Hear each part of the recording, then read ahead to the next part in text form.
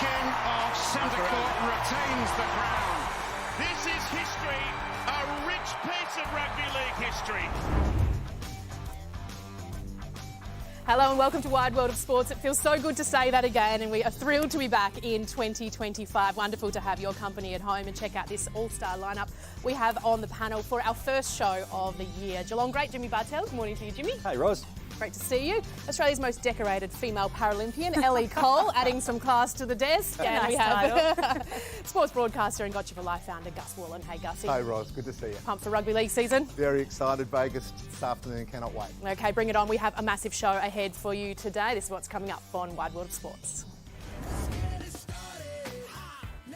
Let's get this party started. Rugby League has taken over Sin City. We are now just hours away from the kick-off to NRL season 2025. Live to Allegiant Stadium for all the build-up throughout the morning. AFL fans don't have long to wait either. Who are the players to keep an eye on and teams to beat this footy season? Jimmy Bartel pulls out his crystal ball. She's a member of swimming's awesome foursome, the all-conquering women's 4x200 relay team. Olympic gold medalist Brianna Throssell drops by Wide World of Sports. Life has changed a lot since Paris, so what's next for the Aussie Superfish? Lauren Ryan stole our hearts with this revenge race after being dumped on Valentine's Day, and it got Gus thinking about some of the great motivational victories in sport. That's this week's Top 5. Plus, before another massive year in sport begins, we'll relive the summer that was with Sean Maloney's Sunday Best. What a summer it was in sport and what a year 2024 was. And 2025, guys, it's shaping up to be bigger and better than ever. Let's take a look at the sports calendar for the year ahead. Well, it's going to be absolutely huge. Of course, we have all 4 Grand Slams coming your way right here on Nine's Wide World of Sports. The Women's Rugby World Cup, the World Test Championship is just around the corner as well, and the Australian PGA Championship and Australian Open of Golf. And it all ends with the Ashes on home soil, so another massive year to look forward to. Gussie, what have you circled? Yeah, it's so much to look forward to, but obviously the Lions for me. I mean, I was there 12 years ago, 12 years earlier as well. I'm old enough to have seen all those, and they're just fantastic. I've been loving the Six Nations. They're going to be a very, very strong side, and the Wallabies just starting to show some improvements, and they're going to be sold out. It's exactly what Rugby Australia needs to fill the coffers, to get everyone excited. So this Lions tour for me is going to be fantastic. There's nothing quite like seeing like 50,000 red shirts all coming over to enjoy our bars, our restaurants, our weather, and then the Lions tour as well. They're going to be strong. It's going to be hard for the Wallabies, but cannot wait for the Lions. It's going to be incredibly hard, I think, for the Wallabies. But you've got to think about the Lions. They're taking 40-plus men from multiple different countries, yet the Wallabies were an actual team. So do you think that's going to give us a bit of an edge? I don't think so. I think the quality of those 40... He's optimistic in 2025. Come on, Gus, it's the first show of the year. Wallabies to win, but they're just watching the Six Nations, the quality of those 4 nations they picked from are just awesome, and I think we're still in that transition. Hope you're wrong, Gussie. Hope you're wrong. As well. And I'm going to bring in a little bit of optimism here. I'm really looking forward to the World Swimming Championships. We had our most successful Olympic Australian swimming team. I'm obviously holding on to 2024 still, but I'll always love the swimmers. We are going to be competing in Singapore this time around. And what's really interesting about this is that the World Paralympic Swimming Championships will also be hosted in Singapore in September. So I believe this is the first time that we've seen the Able-Bodied World Championships and the Paralympic World Championships hosted in the same city, which is pretty exciting. At last year's World Champs in Fukuoka, and of course the Olympics, the women's 400 freestyle, the race of the century, you know, Ledecky, Titmus, McIntosh, are we going to see that again? We'll see. I think I'll be very surprised if we do see Ariarne Titmus at this year's World Championships. In fact, she's one of those athletes that really love to save all of her energy. I think I would too if I was training under Dean Boxall. All of her energy for the Olympic Games. So I wouldn't be surprised if we see Ariarne Titmus miss this World Swimming Championships, but she might throw a few surprises this year. And she's enjoying life on dry land for now as well. She's earned to. Jimmy, what are you looking forward to? Well, you highlighted just before, Ros, in November, the Ashes is here, the Barmy Army, Gus, will be on our shores, and straight after all our football seasons, we roll into the Ashes, and they always provide historic moments. We've got here Warney. I was at the MCG that day, and I can still remember when he took that wicket and he took off, and it'll definitely provide more historic moments, but we'll probably have a look, and will it be the swan song for some of our retiring greats, a bit like 2006 at 7, that summer, that Ashes, when we wiped them 5-0. Hopefully we'll wipe them again 5-0. And I think if you go back to the Perth Test, we thought, geez, Australian cricket's in trouble. But the last couple of months, we bat deep. We've got lots of emerging batsmen. There's bowlers coming out of our ears, so we should be a very strong side for the Ashes. But Lyons, Stark, all these guys, we should appreciate them while we've got them. Absolutely. Yeah, absolutely, absolute legends. And what a year it is going to be in sport. All kicks off in Vegas today. We will be heading there a little bit later, but time now for the takeaway, some of the weird and wonderful things that have unfolded in sport this week. Ellie, you're going to kick us off. I will. I think I'll start off with a really good news story. In fact, the Finnish senior championships just saw the men's 90-plus finals. And we had Leo Lindblad from Finland versus Pentti Sepala, also from Finland. So either way, Finland wins this one. But it was a match lasting 2.5 hours. And you think about why we love tennis so much, it is this video in itself. You know, you've got to think, are they really 90 years old? I think they look no older than 70 and could give anyone a run for their money with a tennis racket in their hand. Well, we mentioned the cricket, and Ricky Ponting's one of those really annoying people that's swimming at the deep end of the talent pool. He can commentate. He is one of the greatest cricketers of all time. Let's go play golf. He drives a par 4, and then there's a 40-foot putt. No problems at all. This is Ricky Ponting over in the New Zealand Open there, that he's been given an invite last couple of years. How annoying is this? Like, golf's a hard game, cricket's a hard game, and he makes it look so easy. Punter, you're a pest. Go away. Can you be bad at something, please? He had a couple of eagles in that round too, and I reckon cricketers love playing golf more than actually playing cricket. Yeah. For me, it's a guy who's the first time an Aussie's been the #1 draft pick in the baseball. He got picked up by the Guardians. He's a lefty called Travis Bazana, and his lone swing at spring camp not only got himself home, but another runner as well, and obviously a lot of pressure on the #1 draft pick. Have a look at this swing for the big lefty. So bit of pressure on him, big crowd there, first time up at bat, bang, knocks it out and takes a couple of people home as well. So we'll, as a name, Ros, for us to look forward to in the majors. Absolutely. Okay, we're off and racing on Wide World of Sports in 2025. Coming up on the show this morning, JT, he is on the loose in Vegas. What could possibly go wrong? Well, he hasn't gone missing this year, so that's a positive, and he joins us next to preview the show-stopping NRL season opener live as rugby league fans descend on Allegiant Stadium. It caused a huge rift in the world of golf, but is the cashed-up Live Golf Tour about to lose a major star back to the PGA? And will others follow? We have all the details next. Plus, life after Paris for Olympic champion Brianna Throssell. The Aussie swimmer joins us right here in studio to reveal her next chapter. But before that, for the first time this year, it's time for Sean Maloney and his Sunday best. Take it away, Shawnee. Oh, thank you very much, Ros. Geez, it is good to be back. Now, given the huge success of our monthly Sunday best last year, we're going again in 2025. Producer Shano's given us 2 minutes, and we're kicking off with a look back at the best of the summer. We're talking the good, the bad, the ugly, and the rest from the world of sport. Here we go. Start the clock. Forget about it! Team, we're starting with cricket and the kid, Sam Constas. While we were polishing off Christmas leftovers, the 19-year-old was sending India to all parts of the MCG. His Boxing Day bravado put the Aussies back on track for a series win, which had some argy. But the carry on after. And a little bargy. It's unnecessary, totally unnecessary. Excuse me, brah. You're excused. And I'm not your brah. The Border Gavaskar Trophy is back with Australia, and the locals were too good on the women's front as well. They clobbered England in the Ashes thanks to brilliance like this. She is the queen of the MCG. Yep, king, the queen of the G, and all from the Shane Warne end. Hang on, I gotta see that delivery again. Okay, one more time. Staying in Melbourne, Shane Watson was on deck cheering the Aussie Raiders in their clash against the Kabaddi All-Stars. I've got no idea what's happening, but wow, is this a fun watch. Still in Melbs, geez, it was busy there over the summer, and the Aussie Open went off again. Some of it was good. And there's nothing wrong with those legs, is there? Some bad.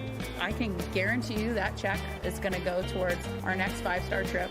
Some ugly. They can't possibly be booing them, please. It's won this 10 times, for God's sakes. And at the end of it all, Madison Keys and Yannick Sinner stood as the champions. Right, what else we got? Oh yes, how about an Aussie kid who runs? What else we got? To the Usain Bolt of the same age. Gout broke Aussie records in the 1, 2 and 400s over the hotter months. And he's gone. 10.05. How do you do? Gout. Time for some rugby, and it was a gold win in Perth with the Sevens women taking the trophy on Australia Day. They've finally done it at home. Back in Adelaide, they partied hard for Patrick Reed after his Live Golf hole-in-one. Oh, goodness me! The celebrations were wild in Philadelphia too, with the Eagles claiming the Super Bowl. Jordan Mailata became the first Aussie to raise the silverware, and quarterback Jalen Hurts went to Disneyland to celebrate. Seriously, Disneyland! Okay, that's a wrap of our Summer Sunday Best. We'll be back with more of the same in a month's time, recapping some March Madness. Till then, here's some more Kabaddi. Get him, fellas.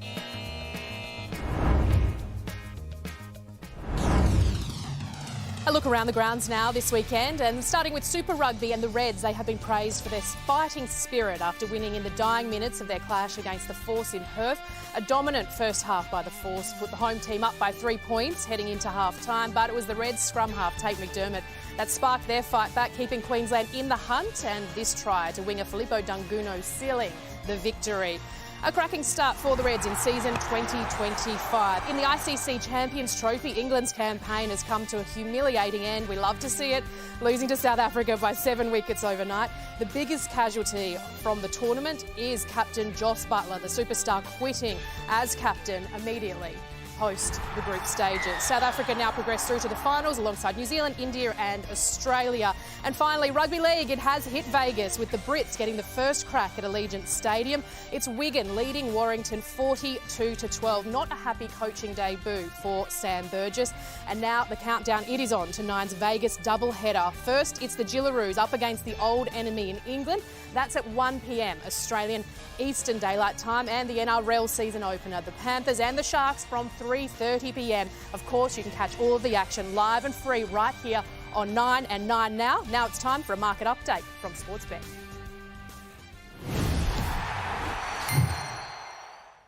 Two big games coming up from Las Vegas, and we kick it off with the Raiders take on the Warriors. What about these two teams last year? Didn't they love a close game? 21 games combined, decided by 6 points or less. The Raiders, they won 8. The Wars, they lost 8. And the last 3 times they played each other, decided by an average winning margin of less than 4 points. This bet picks itself. Go to the try bet. Doesn't matter who wins. Either team by 6 points or less is how I'm playing this one. And then a cracker to bring us home. The Panthers take on the Sharkies. The big knock on the Sharks was their record against top teams. Look at them in 2024. Really good against the NRL average, ranked 4th in attack, 2nd in defence, but against the Panthers, no good at all. But one big man, the recruit, Adam Fanua-Blake, I think he might just be the difference in this one. 2 really good defences, so respect that. 1-12, the Sharkies is how I'm playing it. Enjoy the footy. What's gambling really costing you? For free and confidential support, call the number on the screen or visit the website. Bring it on. We are now just hours away from kick-off in NRL season 2025 live from Vegas. Jonathan Thurston, he joins us now from Allegiant Stadium. JT, you're looking surprisingly fresh, and the atmosphere, it sounds fantastic. What's the vibe like this year? Oh, it's huge. The Pommy fans are going ballistic here in the stadium. The atmosphere is electric. Down the strip, you're just seeing footy jerseys everywhere. So people have travelled far and wide to come and to the stadium and watch the boys play, and the Gillaroos and the English side as well. JT, I was lucky enough to be there last year. It was unreal. But one of the things they spoke about was whether or not America got into it enough, or it was just a really good place for Aussies and people to turn up. What's your feel this year around the Americans taking up the game of rugby league? Yeah, well, I think they sold 45,000 tickets during the week, so hopefully they can get a few more thousand rocking up. But yeah, speaking to people in the streets, the Americans, like I said, all the jerseys that are around, people are asking what that's all about. So hopefully we can get a few more Americans into the game. It's great to have footy back, JT. What do you think will be the biggest talking points as we're heading into this 2025 season? For me, it's the Panthers going for 5 in a row. The systems that they got in place offensively and defensively is the best in the competition. So they've lost a few players as well. Luai going to the Tigers, the big fish with the Warriors. So those systems will still keep them in good stead. And the other talking point for me is will the Tigers climb off the bottom of the ladder and give the spoon to someone else? They've recruited really well. Benji at the helm. I think we'll see the best out of Lachlan Galvin and Jerome Luai steering that side around. So, yeah, hopefully the Tigers get off the bottom of the ladder. JT, the Gillaroos kick off at 1 p.m. against England. How do you see that clash playing out? Yeah, they haven't played each other for 8 years. 2017, I think it was the last time these two teams played. But the Gillaroos, obviously, playing in the NRLW, that experience, I think they'll be too good for the English girls. But yeah, the skill level has certainly gotten better over the last few years now in the NRLW, and I think we'll see one hell of a game between these two teams. Straight after the Test match, we've obviously got the Panthers, like you say, going for 5 in a row.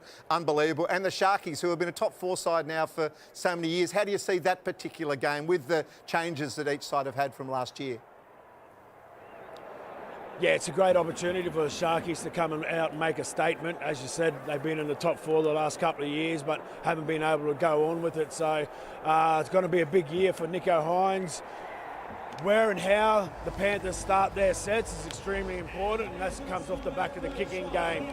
I'm looking forward, Nathan Cleary and all the boys that are back. They had shoulder surgery, some off-season surgery, but yeah, they'll nearly be full strength. So I'm tipping the Panthers, but yeah, it's a great opportunity for the Sharkies to send a statement for the start of the season. A huge day of rugby league. We cannot wait, JT. Stay out of trouble, and we look forward to having you back here in Australia soon. Oh, it's the best. Oh, it's an ominous sign. He's got that look in his eyes. We'll be heading back live to Vegas a little bit later. There's still plenty more to come on Wide World of Sports this morning. He was crowned Australian Open champion all while a drug saga was hanging over his head. Now Yannick Sinner's 3-month suspension deal hasn't gone down well. What does this mean for the future of WADA and tennis? We will discuss. How do Americans really feel about the great sport of rugby league and the Aussie invasion in Vegas? Our US correspondent Brad Blanks is on the streets of Sin City to find out. Plus, we've all heard of the revenge body. What about the revenge run? Lauren Ryan's gutsy Valentine's Day race got us thinking about all the great motivational moments in sport. That's Gussie's first top 5 of the year.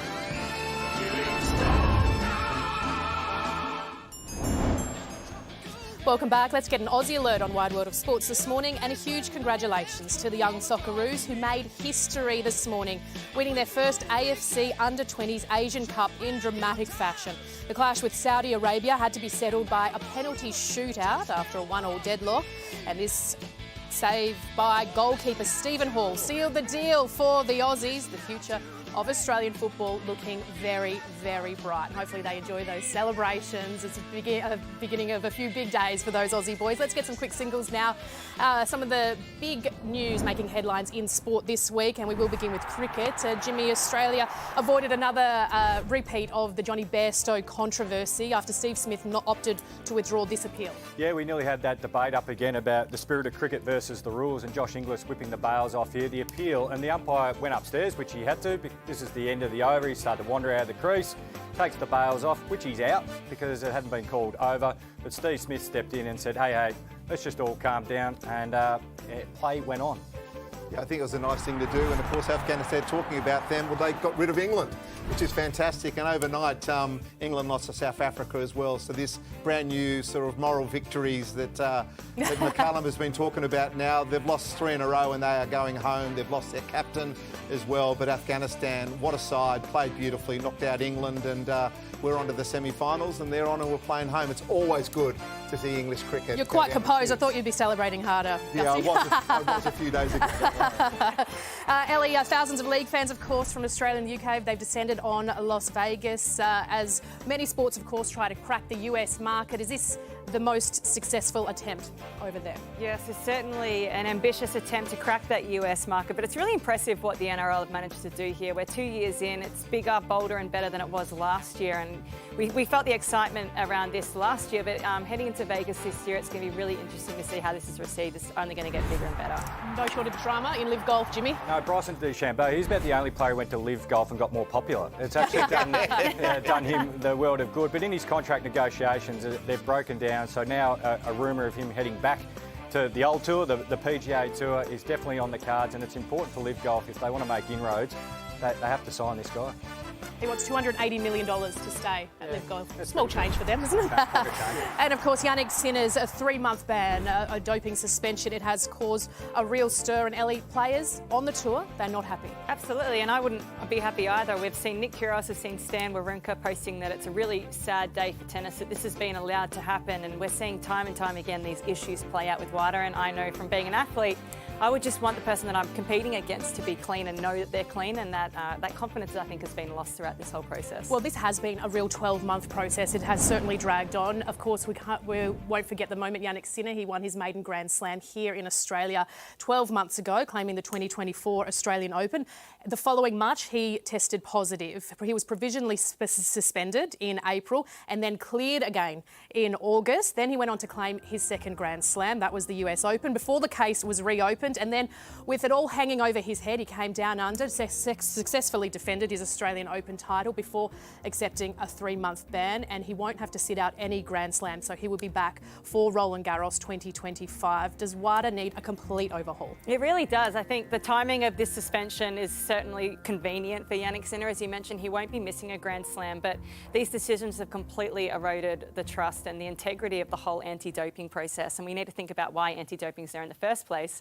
It seems to be that if you can afford the right lawyers and you can negotiate the right outcomes, that you really control what the outcome is if you're the player, and it shouldn't be the case at all. Used to be a hard line, and now it's not. As you mentioned, if you've got a good enough team and can think of a good enough excuse, you can negotiate with WADA, and it used to be any athlete, Ali, you were responsible for anything that goes into your body or onto your body, and you took full responsibility, and so that's why there were so many checks and balances. But it seems like, and well done to Sinner's team to be able to negotiate an outcome that's best for him. Bit of a toothless tiger, aren't they? And the fact is, it should be black and white. Sometimes that could be unfair, but at the end of the day, that is the fairest overall. When you've got, if you've got a system in your body, that's a 2-year ban. Simple as that. And the fact is, he's back for Monte Carlo, Sinner. So he gets to actually have a whole tournament in the lead-up on clay before the French. So it's like, what date would you like to come back, brother? Well, here it is. It's just really unfair that it seems to be one system for one and one for someone else. Soon we'll be seeing athletes taking their WADA bans over their Christmas break when they're not training anyway. We'll be seeing that in the future. Well, Laureus, they have withdrawn his nomination for Sportsman of the Year. Is this going to follow him throughout the remainder of his career? I think so, definitely. I think drugs is such a thing now, and people are so aware of it and so forth. There's always going to be a little question mark, on him, and there's going to be a little people thinking, well, do you actually do it in the right way? Plenty to play out in that saga. Still plenty to come on Wide World of Sports this morning. Stay with us. Our Golden Girls are simply glorious. It was an iconic moment from Paris, Australia's all-conquering women's 4x200 relay team making history. 6 months on, how has life changed for Brianna Throssell? She joins us live on Wide World of Sports. AFL season is just around the corner. The teams and players to watch in 2025. Jimmy Bartel's big predictions next. And what does the future hold for Travis Kelce? The Chiefs superstar drops big news about his NFL career. Is he ready to shake it off and be a full-time Swiftie? Danaher, a final stamp on the day. The Lions have fought lightning in a bottle. And just enjoying the moment. I love the emotional scenes post-grand final. Lee Matthews to present the Premiership Cup to the Lions captains and coach. What a moment for the Lions in 2024, but can they back it up this season? Jimmy Bartel has dusted off his crystal ball. Jimmy, you're the big contenders, your top 8 for 25. You get held accountable for this sort of stuff, so I've been a coward and I haven't named them in order, but this is my top 8. I've got Brisbane Lions really challenging for another flag. It was the young guys in the first half in particular that got Brisbane rolling in that dominant grand final win. The top 8 remains pretty much the same as last year, but I've got Collingwood coming in because I think they're too experienced. They had 2 draws. They only missed out on a percentage last year. And Western Bulldogs was the toughest one for me. I think their coach is fantastic. They've got a lot of depth, but they've got a lot of injuries. But the Lions, the big question around them is how they fill the void of Joe Danaher. But as I mentioned, they had first and second year players who were really dominant in the first half. They bat deep. They added another really good player in the father-son has come along. The Norm Smith medalist, younger brother, comes in. So 2 Ashcross and that man Chris Fagan just enjoying all the success coming his way. And for the Swans, I think they'll bounce back, even though Errol Goulden will miss a big chunk of the first part of the season. But the Swans are too good a side, right in the prime with all their key playmakers. That man, Isaac Heaney, one of the most beautiful men to play football. Beautiful looking advertisement for AFL footy. But they're all in their prime, all their gun players. They kick goals from out of the midfield. They're well coached. New coach, fresh voice, Dean Cox, who's been there for a while, as John Longmire steps aside, will be the bonus for them. So they'll be thereabouts, but it's such an even and open season. Yeah, the Swans are a great team and a beautiful team as well, and we do love talking about some of the best, but I always love talking about the underdogs. So who do you think has the roster this year to move up the ladder? Well, Gold Coast is the intriguing question. We keep saying, well, this is the year where they'll play finals. They are primed. Damien Hardwick took over last year. He mentioned they took a year learning his game plan. Now it's holding him accountable to that game plan. They've got in a couple of experienced players, Dan Rioli from Richmond, John Noble from Collingwood. They bat deep. They don't want for anything as far as in positions of key position players. They just need to go to Melbourne and win some games, really, because that's all that's held them back. They're now pretty tough to beat up on the Gold Coast. They're starting to get a really good fan base behind them with a lot of local kids playing for the team. So this is the year. I didn't quite have them in the 8 because they've never done it, but I wouldn't be surprised. What about a slider? Yeah, I mentioned Port Adelaide. They're doing a coaching transition, which they haven't worked great in recent times. Ken Inkley is handing over the reins to Josh Carr. I'm just unsure. They looked a bit flaky in the finals last year, which worried me a bit with their back six and how they're going to structure up forward. That man there, Zach Butters, is going to miss a couple of weeks early. He's an absolute star. So one had to go out for Collingwood to come in, and I picked Port Adelaide. Looking beyond 2025, of course, Tasmania preparing to enter the competition. Who would be the perfect inaugural coach, and how is the development of their stadium going? Well, we don't know with their stadium, so I'll answer the second one first. There's been so much debate. It's going through Parliament down there. It's whether there's a roof on the stadium, who's going to fund it, all sorts of stuff going on there. So we still haven't heard much of an update. They're adamant they'll get in and play at the right time. AFL clubs were only saying that they got the licence if there's a roof on it. So there's that debate around the stadium. Look at that. It looks cool, but the shadow lines are kind of stupid. You can't, well, you can't play cricket. You can't play other sports because if you've got shadow lines over the ground, but that's another story. But if I'm going to pick an ideal first coach, and this is all due respect to the Lions, I'd love to see Chris Fagan.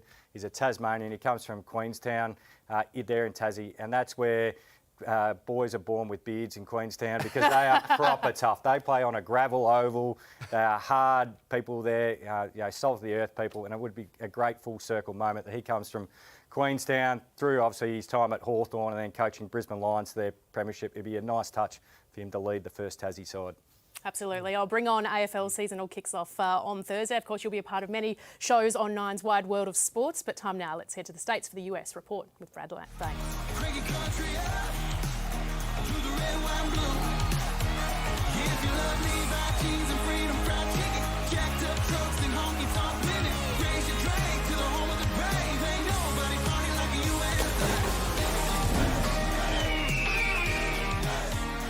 Hello to you, Brad Blanks. Wonderful to see your face. We know you love a big sporting event. Normally you're at big American ones. How does the NRL stack up? Oh, look, Roz, this is like a 5-day tailgating event. There's pockets of Las Vegas that are just going off. But, of course, the big night was the other evening in downtown Las Vegas. Fremont Street saw a convergence of rowdy English that have brought this whole, elevated this whole event. Of course, fellow Aussies and our cousins, the Kiwis. What a night it was down there. Thousands of people packed it out. And if you're an Oklahoma or a Kansas City person, couple, come to Vegas for some gambling, it would have blew your head off. You wouldn't have known what you were walking into. The Americans are definitely discussing this, but it's still going to take some time. But every year, this is going to continue to grow. There's some embedding into the Americans of what this big event is about. Now, I well and truly loved it. I was front and centre. I'm more fascinated by rugby league players who can dance. They put on a heck of a show. It was like a Broadway performance to kick off this incredible show. Breakdancing maybe 2028 for that young lady from the Jillaroos. She was exceptional. No ray guns amongst the rugby league dancers, I got to tell you.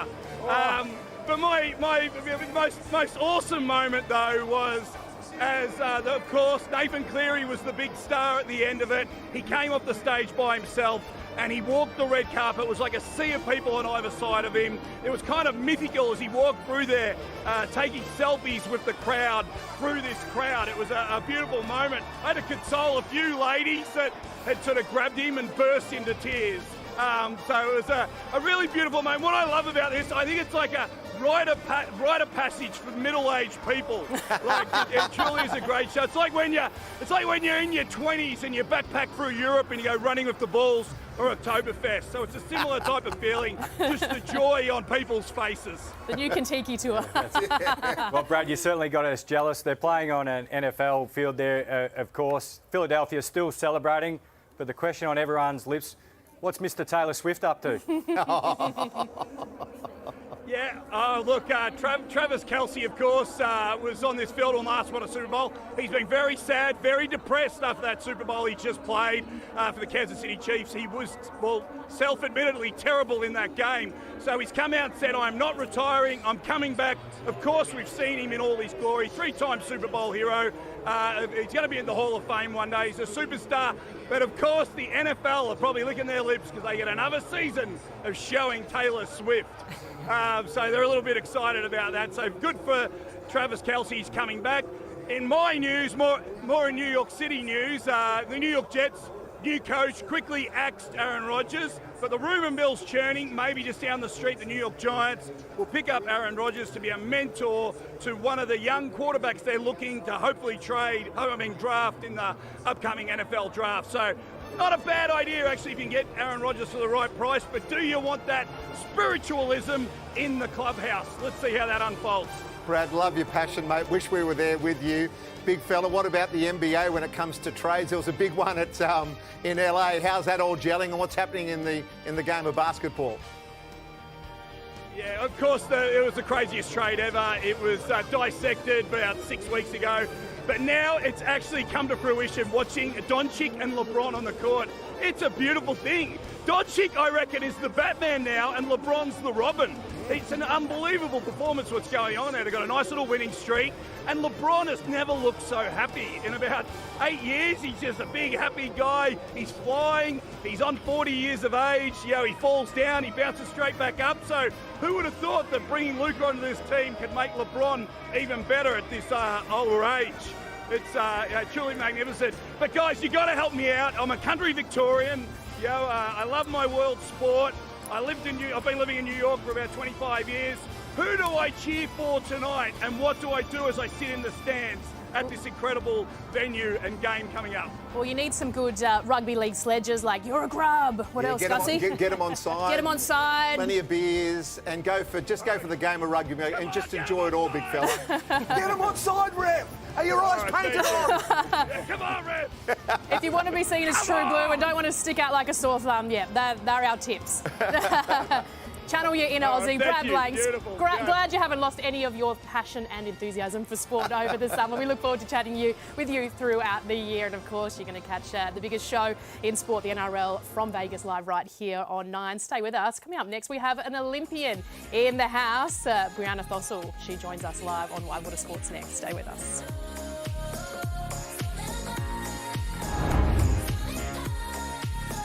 Now, one woman who knows all about performing on the big stage, that is Olympic champion Brianna Throssell, and she joins us live now. Good morning to you, Brianna.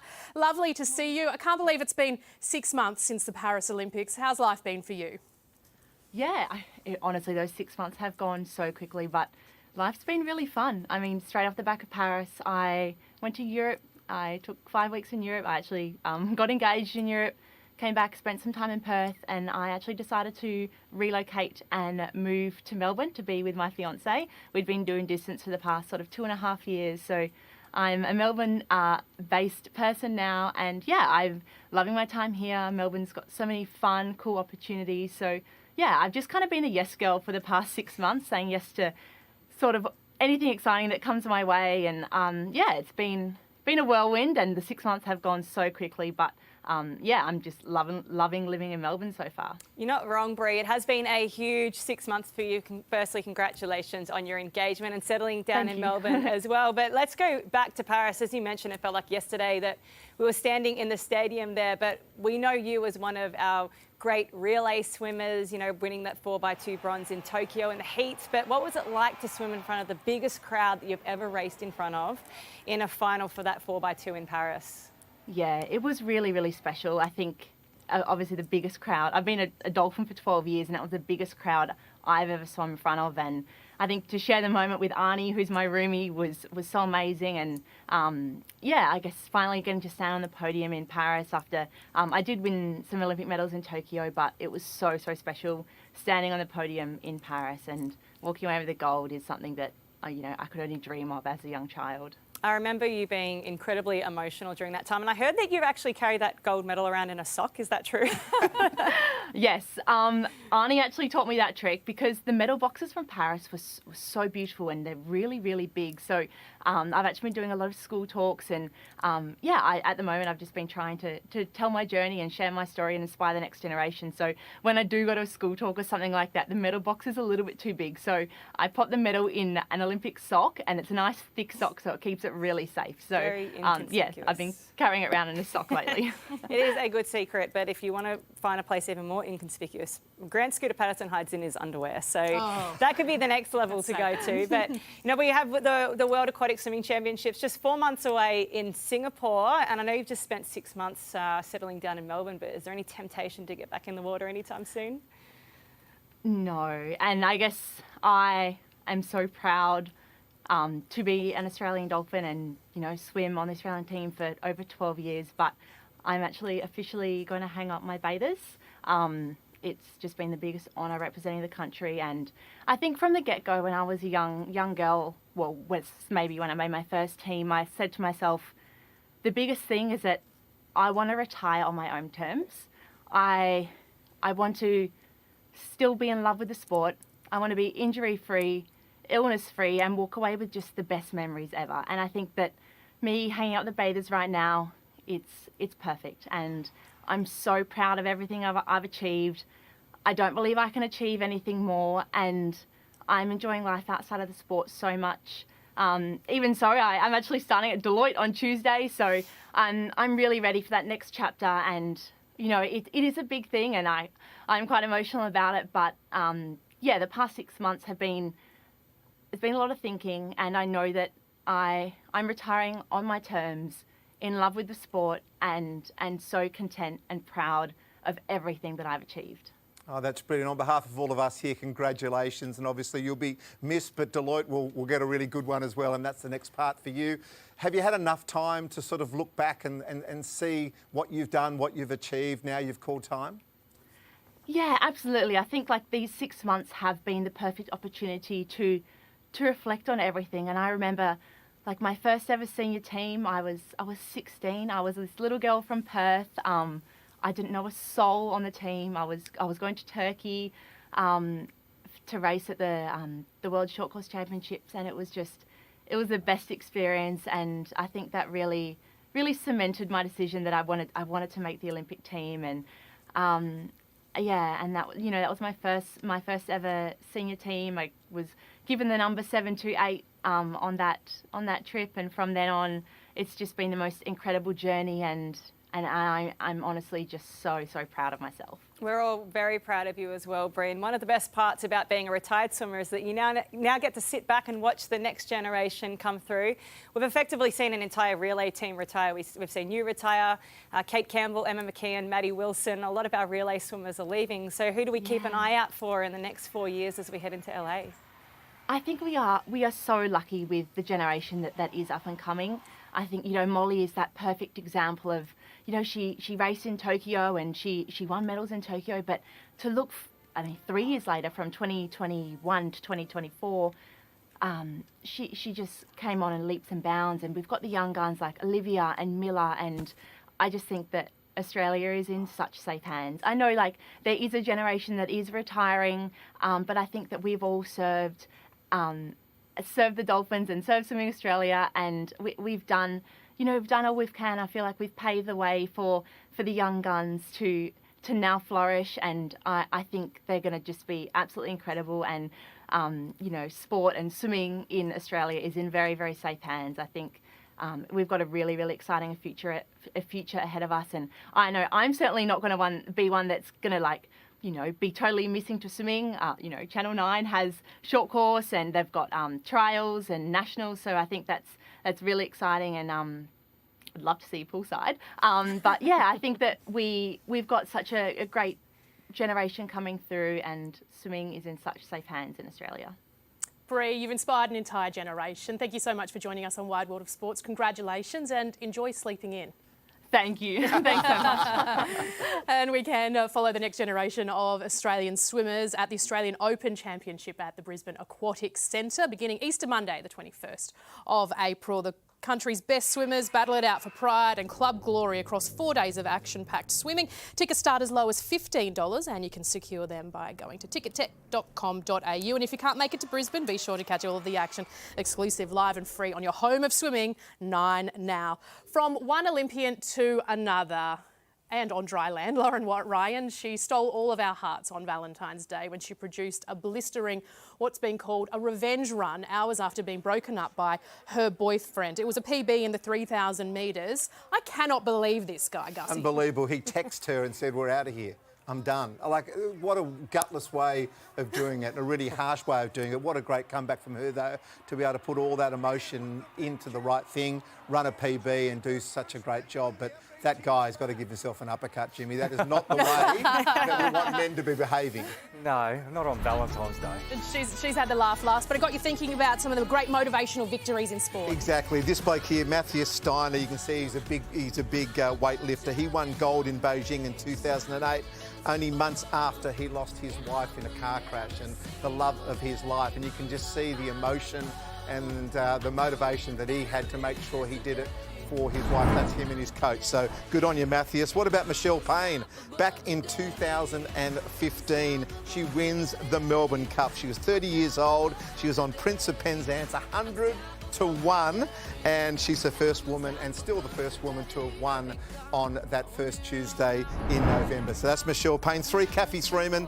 In 96, she won silver, and of course she did one step better in 2000. In 96, she got silver for Maria Josie Perec, who obviously did not run after arriving in Australia, but the media were too much of a hassle for her, so she decided to leave.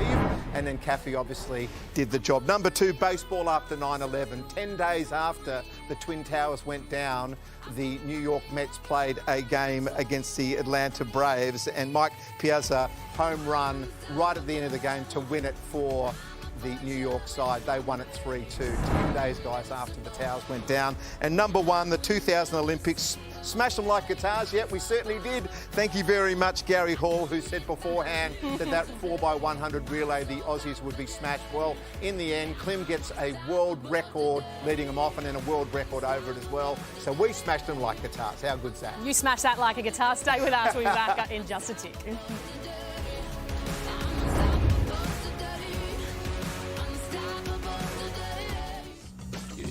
Time flies when you're having fun. That's a wrap from us, which means rugby league is coming your way. The Gillaroos and England from 1 p.m, and then the Panthers and the Sharks to kick off the NRL season 2025. It is a huge day of coverage right here on 9. James Bracey and the team will take it away from here. Thank you so much for your company on Wide World of Sports. We'll see you next week.